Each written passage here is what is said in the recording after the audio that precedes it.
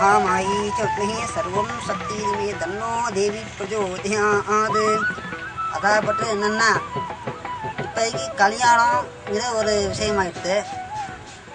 கல்யாணம் ஆகிறது பெரிய ஒரு ஜாதகத்தினுடைய தோஷமாக செவ்வாய் இருந்தால் கல்யாணம் ஆகாது. குரு வந்து செவ்வாயில் பேசணும், அப்போ தான் கல்யாணம் நடக்கும்னு சொல்கிறார். ஆனால் கல்யாணம் என்பது நம்மளுடைய செய்கிற ஓமம், அதாவது சுயம்பரா கலாவதி ஓமங்கிற ஒரு பிரசக்தமான ஒரு ஓமம். பார்வதி சிவன் சேர்ந்து இந்த ஹோமத்தை பண்ணி பெரும் பாக்கியம் அடைஞ்ச பெரியவா.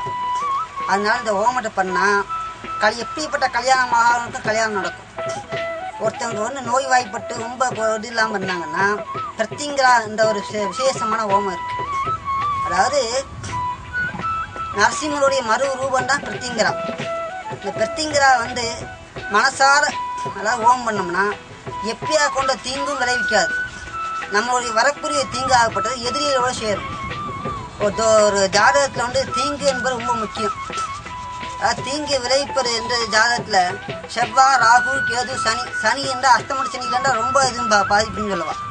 அஸ்தமட்டில் சனி இருந்தால் ரொம்ப பாதிப்புன்னு சொல்றதை விட அது என்ன சொல்கிறதுன்னா, சனியை வந்து சனி வந்தால் உடம்புல நரம்பு சம்பந்தப்பட்ட ஒரு நோய் உண்டாகும். நோய் உண்டாகிறதுக்கு தடுக்கணும்னா என்ன செய்யணும் அப்படின்னா, சனீஸ்வரனுடைய மூல மந்திரத்தை சொல்லி 108 தினம் மோகம் பண்ணோம்னா எப்படியா கொண்ட நோயும் விலகிவிடும். அப்போ அதுக்கப்புறம் என்னன்னா, இந்த விசேஷங்கள்லாம் ஓம்